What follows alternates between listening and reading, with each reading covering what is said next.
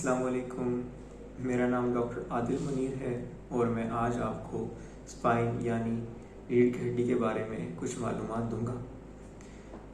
ये 26 वर्टिब्रेज यानी 26 मोहरों पर मुश्तमिल होती है, जिसमें जो ज़्यादा इसमें मसाइल हैं उसमें दर्द है और हमारी लिमिटेशन ऑफ मूवमेंट है, यानी कि हरकत में कमी आ जाती है। सबसे पहले हम देखते हैं कि कौन सी वजूहात बनती हैं, कौन सी मोटी मोटी डिजीज़ हैं, कौन सी बीमारियां हैं और उनकी क्या वजह है और किन किन रिस्क फैक्टर से हम बच सकते हैं और क्या क्या इसमें आगे अलामतें ज़ाहिर होती हैं।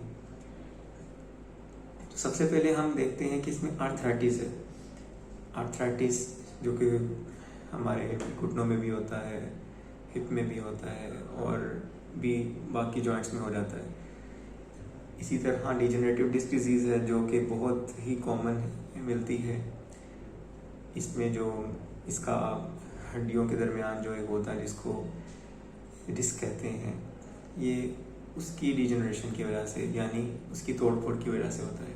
और हर्निएटेड डिस्क इसमें वेट इम्बैलेंस यानी बायोमैकेनिक्स यानी प्रॉपर वज़न की वजह से उसके अंदर जो एक उसका न्यूक्लियस और इसका सेंट्रल पोर्शन होता है, उस फ्लूइड होता है, वो अपनी सेंटर से हिलकर या तो आगे की तरफ निकल जाता है या फिर किसी और तरफ निकल जाता है।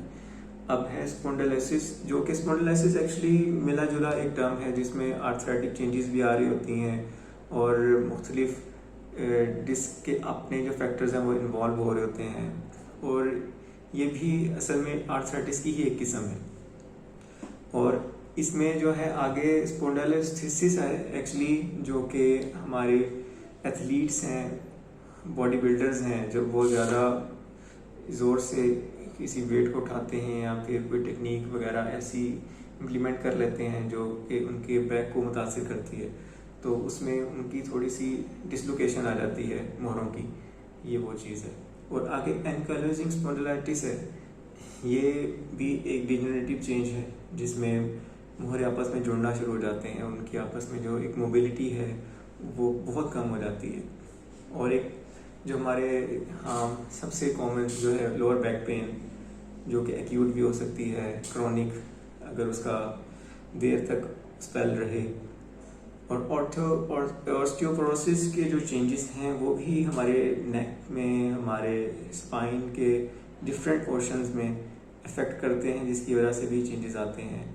और इसके अलावा स्कोलियोसिस है, काइफोसिस है और तरह तरह की डिफॉर्मिटीज़ हैं जो कि हमारे वर्टिब्रल कॉलम में आती हैं। अब हम जानते हैं कि वजूहात क्या बनती हैं। सबसे पहले तो एक्सीडेंट्स या फिर फॉल या फिर पैदाइशी होता है, किसी सोजन की वजह से ये हो रहा होता है या फिर जिस्म के अंदर कोई इन्फेक्शन चल रहा होता है या फिर हमारी उम्र की वजह से उसके अंदर डिजेनरेटिव चेंजेस पैदा हो रहे होते हैं। और जो सबसे बड़ा आजकल रिस्क फैक्टर देखा गया है इसमें वो ओबेसिटी यानी मोटापा है, जिसकी वजह से इसका जो एक नॉर्मल कर्वेचर है वो भी ख़राब होता है और इसके ऊपर जो वेट डिस्ट्रीब्यूशन है मसल्स की और हड्डी की अपनी, वो भी सारी जो है वो मुतासिर होती है। अब है इसमें हमारे पास जो अगला एक जो चीज़, अगर हम सारी चीज़ों को स्किप भी करें तो हमारी जो एक टेक्निक होती है किसी भी चीज़ को उठाने की, ज़्यादा वज़न उठा लिया तो दर्द शुरू हो गई। इसके अलावा जो सबसे बुनियादी इसमें चीज़ है हमारी न्यूट्रिशन, यानी कि हमारी खुराक भी है कि हम क्या खुराक इस्तेमाल करते हैं और किस तरह का हमारा तर्ज़ ज़िंदगी है, लाइफस्टाइल किस तरह का गुजार रहे हैं। हम अगर लो कैल्शियम इनटेक पे हैं तो हमारी हड्डियों पे उसका जो है वो गहरा ताल्लुक़ है। और स्मोकिंग से भी जो है वो काफ़ी मसाइल पैदा होते हैं, जिनमें एक कमर की दर्द भी है। इसके अलावा ऑर्थोआर्थराइटिस, जिसका मैंने आपको पहले बताया है, रूमेटॉइड आर्थराइटिस, इसको गेंठिया भी कहते हैं, या फिर कोई भी थायराइड का डिसऑर्डर्स हैं जिसकी वजह से हमारे पूरी जिस्म का मेटाबॉलिज्म जो है वो डिफरेंट होता है और उसकी वजह से भी हड्डियों के मसाइल पैदा होते हैं।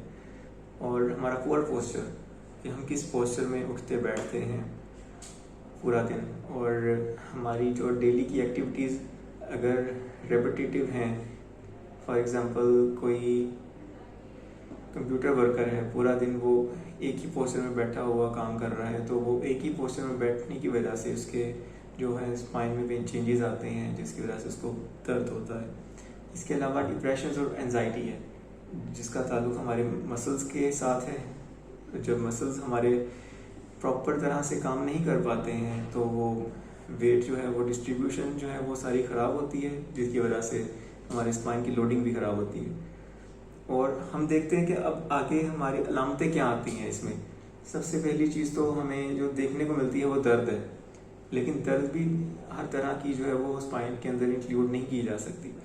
ये कुछ अलग से दर्दें होती हैं जो कि रीढ़ की हड्डी के साथ ताल्लुक जिनका होता है, जिसमें ये शार्प होती हैं बहुत ज़्यादा, स्टैबिंग जैसे कोई चीज़ जैसे छुरी के साथ किसी ने दबा दिया हो, या फिर डल है, बहुत बर्निंग होती है।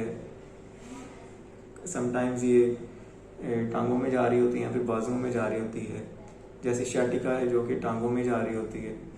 और बाजुकात इसकी वजह से हमारा बॉल एंड ब्लैडर फंक्शन जो है वो काफ़ी ख़राब होता है, और इसमें जो है स्टिफनेस बहुत कॉमन है, और बाजुकात इसमें अनइवन हमारा शोल्डर है, समटाइम्स एक साइड अप और एक साइड डाउन होती है, या फिर राउंडेड शोल्डर्स हो जाते हैं, और काफ़ी इसमें वीकनेस और जैसे चूंटियाँ चलती हैं जिसको नमनेस और टिंगलिंग कहते हैं वो भी देखने को मिलती है।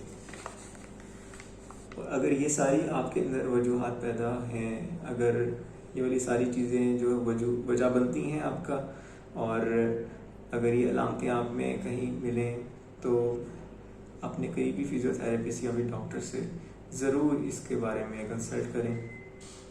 अल्लाह हाफ़िज़।